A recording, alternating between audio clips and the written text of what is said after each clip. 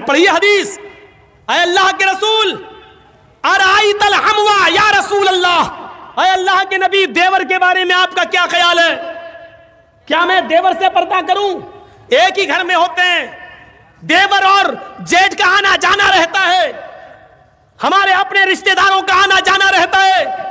आय अल्लाह के नबी क्या मैं देवर से भी पर्दा करूं? अल्लाह के नबी का जवाब यह था, हां दूसरों से पर्दे में कुछ कमी हो जाए तो चलेगा, दूसरों से पर्दे में कोई कमी हो जाए तो चलेगी, लेकिन देवर से पर्दे में कमी नहीं होनी चाहिए। अलहमुल मौत, देवर तो भाभी के लिए मौत है, देवर तो भाभी के लिए मौत है। जिस देवर से सबसे ज्यादा पर्दा है, आज हमारी औरतें, हमारी माँ बहनें देवर से ही सबसे ज्यादा खुली होती हैं। जो मजाक शौहर से भी नहीं करती वो देवर से कर लेती हैं। और एक हम हैं, भाभी को घर पहुंचा दो, अपने छोटे भाई को कह रहे हैं भाभी को घर पहुंचा दो। और ऐसे ही ससुराल में हमारा हाल है, ससुर कह रहा है बेटा अपनी साली को जरा स्कूल छोड़े आओ। मामले दोनों तरफ से गड़बड़ हैं। हमने अपने भाई पर इतना भरोसा कर लिया। सऊदी अरब का वाकया सुने हो ना, जद्दा वाला, एक औरत बेचारी दर्द से कराह रही थी, दर्द से, और जद्दा के टैक्सी ड्राइवर बेचारा, उसको कोई कस्टमर नहीं मिला तो वो रुमाल मुंह पे डाल के लेटा हुआ था। जल्दी से औरत आई उसके पास, देखिए मुझे दर्द ज़े हो रहा है, बच्चे की पैदाइश की तकलीफ, जरा कोई करीब के हॉस्पिटल में लेके चलो, मुझे जल्दी से इलाज के लिए जाना है। ड्राइवर ने देखा, टैक्सी ड्राइवर ने, उसने कहा भाई औरत परेशान है, पेट बड़ा, उसने जल्दी से टैक्सी खोली, और बहन बैठो, उसने जल्दी से बिठाया और चल दिया। जद्दा के हॉस्पिटल में लेके पहुंचा और उसमें एंट्री होती है, तुम लेके आए हो? हाँ, लिख दिया। अब ये बैठा है कि जल्दी से वो चेकअप करा के आए, तब हमें पैसा दे, जितना हुआ मेरे रियाल। उधर पता चला साहब उसको एडमिट कर लिया गया है, अभी वो 2-3 दिन रहेगी, आप उसके साथ आए हैं? इसने कहा जी। कहा ठीक है, उसको एडमिट कर लिया गया है। और उसने सोचा कि चलो अब हम चलें, 1-2 दिन के बाद आऊँगा, देख लूँगा अगर बच्चा अच्छा पैदा, अभी इतनी जल्दी छुट्टी थोड़ी हो जाएगी, डिलीवरी का मामला है, जब गुजरूँगा तब ले लूँगा पैसा। ऐसा वो चला गया। ये घर में जैसे ही लेटा, इशा के बाद सोया, फजर की नमाज जमात के साथ पढ़ने जाता था और फजर के बाद टैक्सी चलाता था। फजर की नमाज पढ़ के जैसे ही घर आया, इसकी बीवी ब्रेड और आमलेट बना के लाई, टेलीफोन की घंटी बजने लगी इसके घर पर, क्योंकि जब रजिस्टर पे जब इसने औरत को छोड़ा तो अपने घर का मोबाइल फोन और नंबर सब लिख दिया था। फोन फला बोल रहे हो जी? भोपाल के रहने वाले थे ये लोग, टैक्सी चलाते थे 20 साल से सऊदी अरब में, जद्दा में। अच्छा तुम या अपने घर पे आराम कर रहे हो? का क्या हुआ? अरे कल तुम अपनी बीवी को हॉस्पिटल में छोड़ के गए हो ना, बच्चा हुआ है लड़का, आओ और अपनी बीवी को लेके जाओ यहां से। कहता है डॉक्टर दिमाग तुम्हारा ठीक है? बीवी? अच्छा हुआ ये फोन मैंने उठाया, कहीं मेरी बीवी ने उठाया हुआ होता तो कयामत आज ही आ गई होती। कहा आ रहे हो या मैं पुलिस भेजूं तुम्हारे घर? जिस औरत को यहां एडमिट कराने आए हो उसने कहा वही मेरा शौहर था जो यहां छोड़ के गया है, मैं आ रहा हूं, तेरा सत्यानाश जाए चुड़ैल डाइन। उसने टैक्सी चलाई और धर से चलाता हुआ चला गया। कहने लगा क्या बदतमीजी है? उसने कहा तुम मुझे छोड़ के चले गए, तुम्हें शर्म नहीं आई मैं कितनी परेशान रही? रोना शुरू कर दिया। औरत के आंसुओं में भी बड़ी ताकत होती है। वो कहने लगा ये क्या बदतमीजी है? डॉक्टर साहब ये मेरी बीवी नहीं है। डॉक्टर साहब नोक झोंक तो सब घरों में हो जाती है, थोड़ी सी लड़ाई हो गई, हमें यहाँ छोड़ के चला गया। नहीं मैं ये बेटा अरे मेरा नहीं है, चलो अपने घर के झगड़े अपने घर में खत्म करो, चलो। उसने कहा ऐसा है चेकअप कर लो। चेकअप कहा डीएनए टेस्ट करे। ये लड़का आदमी तैयार, कहने लगा ठीक है मैं डीएनए टेस्ट करूंगा। मामला इतना बढ़ गया कि डीएनए टेस्ट की नौबत आ गई।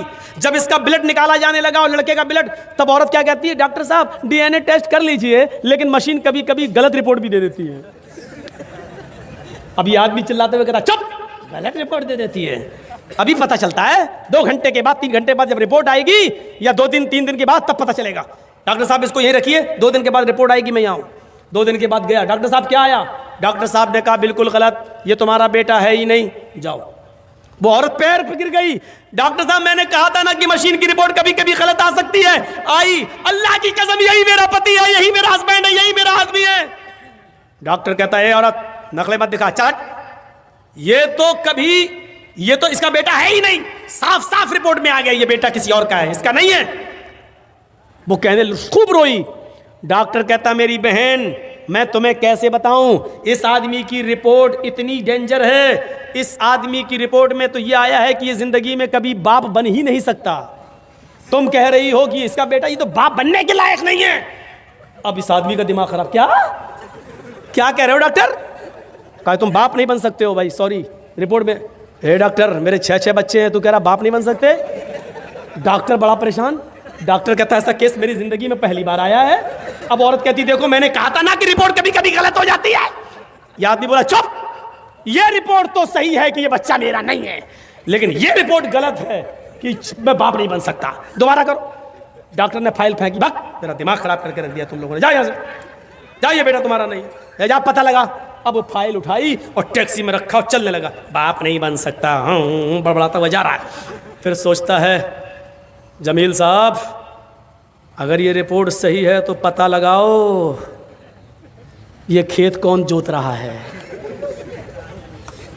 ये बच्चे हैं किसके। सीधे घर में घुसा, टैक्सी लेके आया, मारी दरवाजे पे लात। बीवी कहती इतने गुस्से में दरवाजा खोला, उठाई चप्पल अपने पैर की 15-20 पहले मार दी। तुम तो रोज इज्जत करते थे, आज क्या हो गया तुम्हें? कस्टमर नहीं मिले, पैसेंजर नहीं मिले तो उसका गुस्सा मेरे ऊपर क्यों उतार रहे हो? कस्टमर का गुस्सा नहीं उतार रहा हूं, पहले ये बता कि ये 6 बच्चे किसके हैं।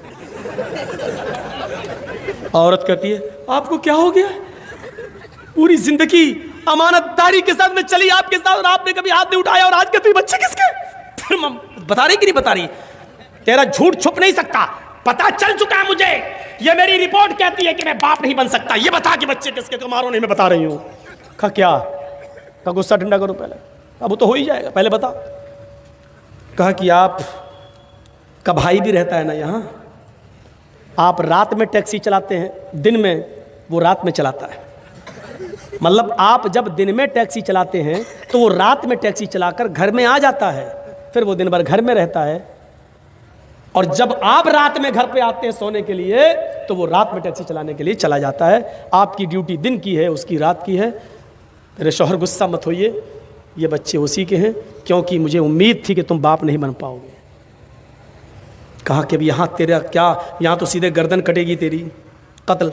उसने उसी वक्त टिकट बनवाए और वापस भोपाल में आया और अपनी बीवी को तलाक दिया। और इद्दत गुजारने के बाद कहा छोटे भाई से, जब छोटे भाई ने ही मेरे पेट में छुरी भोंक दी और जब बच्चे ही तुम्हारे हैं तो बेहतर यह है कि तुम ही इस औरत को अपने निकाह में रखो, मैंने इसको तलाक दे दी है। बड़े भाई की बीवी को कौन संभाल रहा था? छोटा भाई, देवर।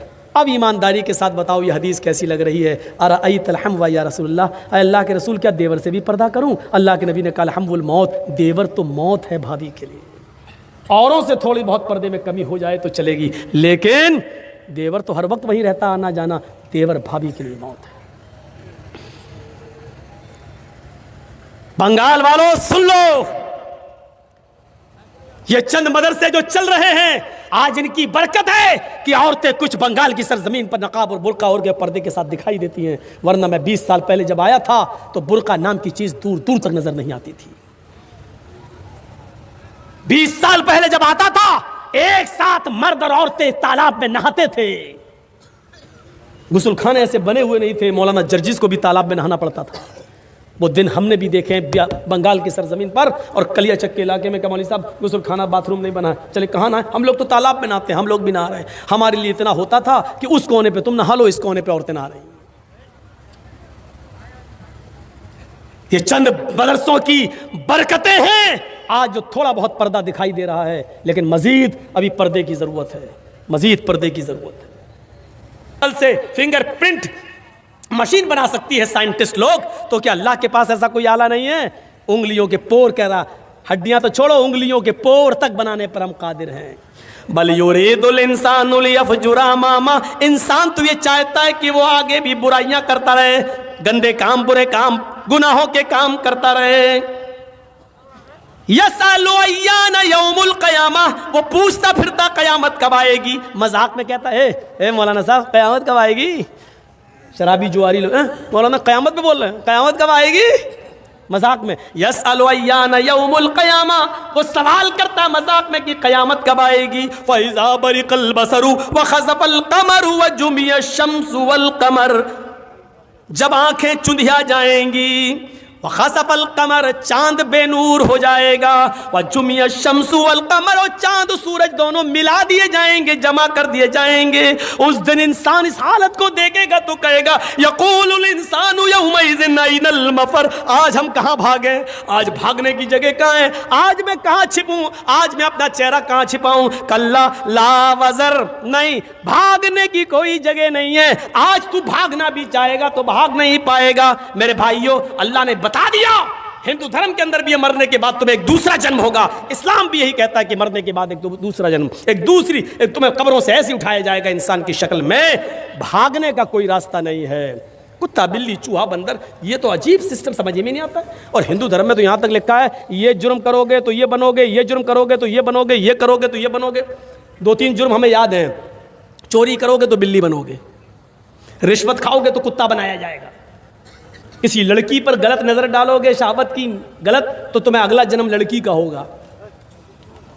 हैं? जुआ खेलोगे तो भैंस का जन्म, चोरी करोगे तो बिल्ली का जन्म, रिश्वत खाओगे तो कुत्ते का जन्म, किसी लड़की को अगर गलत नजर से देखोगे तो अगला जन्म लड़की का। अकल में आती है ये बात? मनुस्मृति में लिखा है, अकल में आती है। अब इसका मतलब क्या, निकालो जरा। जुआ खेलोगे तो भैंस का जन्म होगा, इसका मतलब क्या हुआ? दुनिया में जितनी भैंसें तुम्हें दिखाई दे रही हैं ये सब पहले मर्द थे, इन्होंने जुआ खेला होगा तब इनको भैंस का जन्म हुआ है। अब इसका मतलब ये हुआ कि अगर दुनिया में कोई आदमी जुआ ही ना खेले तो इसका मतलब ये हुआ कि भैंसें पैदा ही नहीं होंगी। और जब भैंसें पैदा नहीं होंगी तो दूध कहां से आएगा, घी कहां से आएगा, मक्खन कहां से आएगा, दही कहां से आएगा, कौन देगा? अब इसका एक और मतलब निकालो।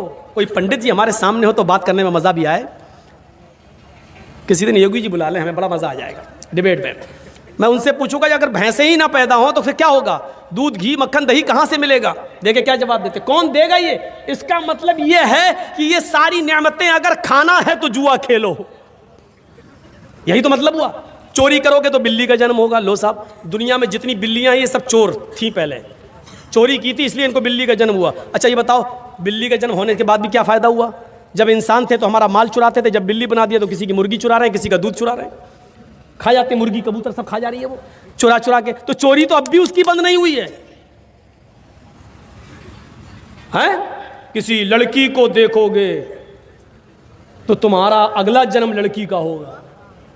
दुनिया में जितनी भी औरतें देख रहे हो ना पंडाल में जो आई हैं जलसा सुनने, ये सब पहले मर्द थीं।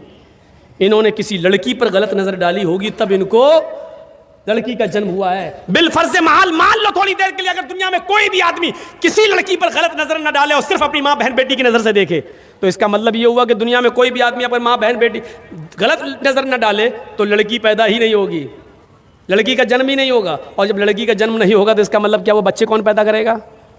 ये नस्ल इंसानी कहाँ से चलेगी? 18 साल पहले मैंने कुछ और कहा था, आज नाम नहीं लूँगा। ये बहुत ख़तरनाक दौर है। यहाँ जो बोलता है वो अंदर जा रहा है। यहाँ डेमोक्रेसी है, यहाँ सेकुलरिज्म ख़त्म हो चुका है, यहाँ कुछ नहीं है, कुछ भी नहीं। अच्छा बोले, अभी तो बाद में साबित होगा कि तुम सही बोले कि गलत, पहले अंदर जाओ, घुसो पहले अंदर। मेरे भाइयों, अफसोस होता है मुझे इस बात पर, चोरी करोगे तो कुत्ते का जन्म होगा। लो साहब, दुनिया में जितने भी कुत्ते होते हैं देख रहे हो ना, ये सब पहले इंसान थे, इन्होंने चोरी की होगी तब इन्होंने रिश्वत खाई होगी तो कुत्ते का जन्म। अच्छा, कुत्ते भी 2 किस्म के होते हैं, एक तो यहाँ घूमते हैं जो, और एक होते हैं जिनको खूबसूरत लड़कियाँ जिनको चूमती हैं, टम्पी पंपी, और एक होते हैं जो बड़े बड़े नेता लोग जिनको मारुति गाड़ियों में लेके एसी एयर कंडीशन में चलते हैं। तो इसका मतलब यह कि रिश्वत का की कैटेगरी अलग होगी। जिन्होंने 100, 200, 500, 1000 रुपए खाए होंगे रिश्वत, इनको ये वाला कुत्ता बना दिया जाता है। थोड़ी सी और बड़ी रिश्वत होगी, 1 लाख 2 लाख की, उनको वो लड़कियां जिनको खाना ना खिलाती हैं अपने घर में, चंपी टम्पी पंपी। और जो मारुतियों में घूम रहे हैं ये जो कुत्ते हैं, ये बड़े स्टैंडर्ड कुत्ते हैं। ये जरूर पार्लियामेंट के कोई बड़े नेता रहे होंगे, इन्होंने बड़े घोटाले किए होंगे, और बड़े घोटाले करने के बाद, बड़ी रिश्वतें खाने के बाद इनको इंटरनेशनल मरने के बाद भी कुत्ता बनाया गया। तब भी मारुतियों में, एसी में इसकी आदत छूट नहीं रही है। ये तुम्हारी किताबों के आधार पर मैं बोल रहा हूं। तो मेरे भाइयों, ये समानता पाई जा रही है कि हिंदू धर्म के अंदर भी लिखा है कि मरने के बाद दोबारा जन्म होगा। हमारे यहाँ पर भी लिखा, मरने के बाद अल्लाह दूसरी जिंदगी हमें और आपको देगा। इसीलिए कहा गया पुनर्जन्म। पुनः मानी फिर, जन्म मानी पैदाइश, दोबारा पैदाइश। हमारे यहाँ क्या कहा गया? दूसरी जिंदगी हमें और आपको दी जाएगी। आवागमन नहीं है। मरने के बाद कुत्ता, कुत्ते के बाद बिल्ली, बिल्ली के बाद चूहा, 7 जन्म, 7 तरीके के जन्म होंगे। कहते नहीं 7 जन्मों में हम तुम्हारे साथ रहेंगे। ये हिंदू धर्म में 7 जन्म हो सकते हैं। इसलिए हिंदू धर्म में फेरे भी लगाए जाते हैं 7। औरत के जब गठबंधन होता है ना पीछे, तो 7 फेरे क्यों लगाए जाते हैं? एक मर्द इस बात का इकरार करता है कि मैं 7 जन्म में तेरा पति हूं, और औरत इस बात का इकरार करती है कि मैं 7 जन्मों तक तुम्हारी पत्नी रहूंगी। ये होता है इकरार। मेरे भाइयों, अब आप भी उठ के जा चुके हो, तादाद ख़त्म हो गई है। मैंने फिर भी 1:30 बजे तक खींच दिया है। अल्लाह ताला से मैं दुआ करता हूँ कि बार इलाह इस्लाम को तमाम लोगों को समझने की तौफीक अता फरमा, हम तमाम मुसलमानों पर चलने की तौफीक अता फरमा। मेरे भाइयों, मजहूल शख्स कोई बेनामी है, उन्होंने 20,000 रुपये दिए हैं। अल्लाह रब्बुल आलमीन से दुआ कीजिए, अल्लाह